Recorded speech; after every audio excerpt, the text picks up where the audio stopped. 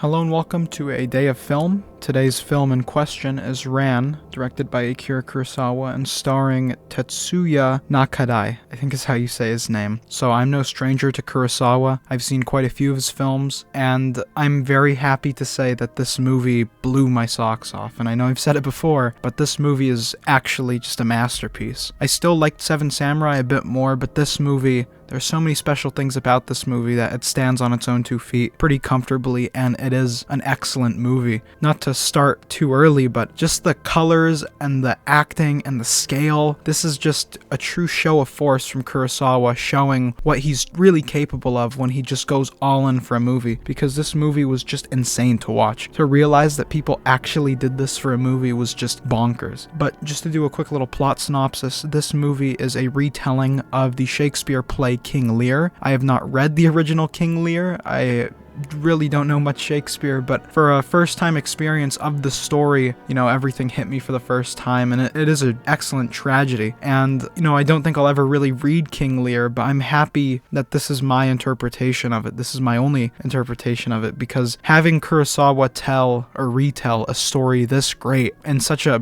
bombastic, fantastic way, I feel honored. Almost, just to have this be the only version in my head. But just to start with things I really liked already, this movie is huge. And when I say huge, I mean the scale of everything feels massive. Kurosawa, throughout his movies, he's known for having those huge, troop rushes kind of thing, and these huge, intricate sets, shooting from really far away, making everything look tiny, having hundreds of people on screen at once. But I feel like maybe it's just because this movie's in color, but this film feels so much bigger than all of his other films. Seven Samurai, the first one that comes to mind, and that movie is big, but it feels more restricted. Like, you can tell something big is happening, but it's kind of being funneled through an area. In this movie, there are multiple scenes where it's just fields of guys running around in samurai armor with these katanas and these spears and on these horses, and they're actually getting trampled by horses, and this movie is just insane. I love Kurosawa so much, and I'm so happy he went all out for this movie, because I'm just happy to see a Kurosawa film in color be this quality, because I haven't seen his other films in color. I haven't seen Dreams, I know is really good especially, but for my first Kurosawa film in color, this is excellent. And the use of color in this film is a big part of it, and it is beautiful. It's stunning. Just even the opening scene of the film where they're having dinner and everyone's in these super colorful, Hidatora is in this beautiful white robe, and then Jiro's in this red robe, and Saburo's in the blue, and it's just these beautiful, just striking colors on this windy, tall grass mountain, and it looks like you're back in the 1400s whenever this stuff was really happening. And it's just so beautiful, and it instantly immerses you in what is admittedly a pretty hard time era to get the viewer immersed in, because none of us can really relate to feudal Japan, but just the fact that this film is in color. I know it's such a weird thing to harp on, but all the Kurosawa films I've seen have been in black and white. Throne of Blood, Seven Samurai, Ikiru, all these movies, and I'm not discrediting them because they look beautiful in black and white, but to see a film in color and to see color used this effectively in a film, seeing this almost neon red blood and these beautiful banners being hoisted by these samurai and this colorful, gorgeous armor and all these women and these intricate silk robes or whatever they are, it's just beautiful. And it makes the story feel so much more impactful when you can see that shining red blood on the wall. So I'm probably going to jump into spoilers a little early this time, but if you know King Lear, I'm not really spoiling anything for you. I'm just going to talk about some of the important plot beats and some of the excellent acting moments from pretty much every actor in this movie. There's really not a weak performance. Just the physicality of Kurosawa's actors, it's just unbelievable. It feels like real life. You're seeing these people actually get trampled by their horses and fall off into rivers, and you're landing on their neck, and it's just insane. But yeah, spoilers ahead. If you've read King Lear or watched another movie about it, please stick around, because I have so much praise to throw at this movie. So, it follows the rough outline of King Lear, and it has kind of 2 or 3 separate stories all going on at the same time. It follows the A story, which is King Lear stand-in, Hidatora, and his jester, Kiyoami, I think is how you say his name. This dynamic between these two is wonderful. Kiyoami is such an interesting, fun character to be around, and he's like the court jester. And once Hidatora loses his mind and he's just kind of aimlessly wandering for a while, you see Kiyoami kind of lose it. And Kiyoami is placed by Shinosuke Ikehata, I think is how you say his name. But he is an excellent actor. I've obviously haven't seen any of these actors in anything else.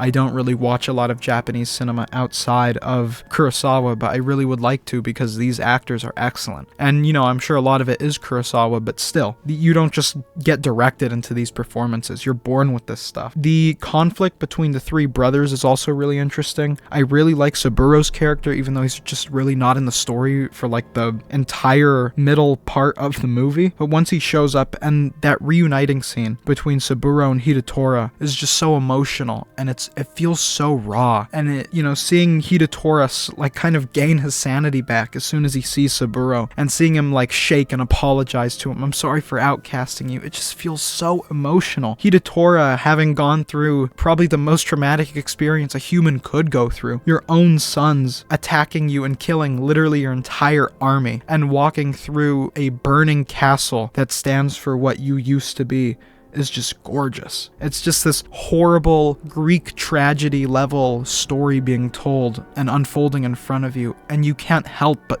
keep watching because it's presented so beautifully and the dialogue is so just straight. There's not a word you could take out of the script and it would make the movie better. It's just excellent writing, excellent acting, excellent everything from these characters. Another character I really liked was Maeko Haradara, I think is how you say her name. Her character, Kaeda, she is the wife of Jiro, I want to say. Or no, the wife of Taro, and once Jiro's general, or Jiro basically, kills Taro played by Akira Teirayo, Kaeda's interaction with Jiro is fascinating, and watching her act is excellent. Kurosawa's done this a couple other times. I'm thinking to Throne of Blood with the evil wife character, but she is so quickly hateable. And I don't think it's because I'm sexist, because I don't think I am, but she is so quickly just, you want someone to kill her. And when Jiro's general finally kills her and the blood splatters on the wall like just crazy style, it's so relieving and you're so almost happy that it happens. And that's another thing that I really liked about the ending, because in the end when Hidatora and Saburo both die, and you don't see the carnage that's being inflicted on Jiro, you just see Hidatora and Saburo being buried, and it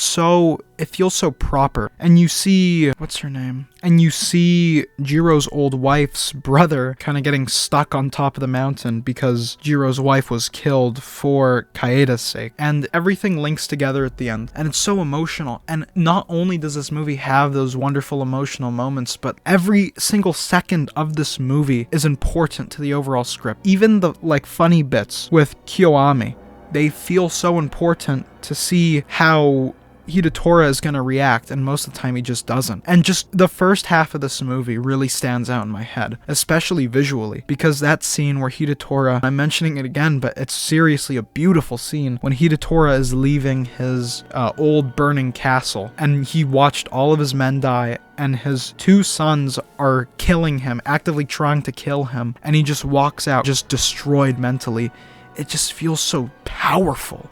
You can sense that hate in Jiro's chest in that scene, and it's so just amazing. There isn't much else to say about this movie, and I would love to just talk about every beautiful color in this movie and every beautiful shot, but the video would be hours long. So I definitely recommend you go watch Ran by Akira Kurosawa. This movie is only on Amazon Prime for a couple more hours. It's about 3 hours. If you have the time, please, for your own sake, check it out. Even if you haven't seen a Kurosawa film before, this film will convince you to watch more Kurosawa. If for anything, the scale and just bombacity of each scene. There are some battle scenes in this movie that feel so accurate to the time, and that feels so huge that you almost believe it's found footage from back then. Definitely check this movie out. I adored it. This movie, I'm not even afraid to say it, this movie's a masterpiece. This is one of Kurosawa's many masterpieces, because I don't know how this guy was this good at making movies. But that's all I've wanted to say, and I will see you in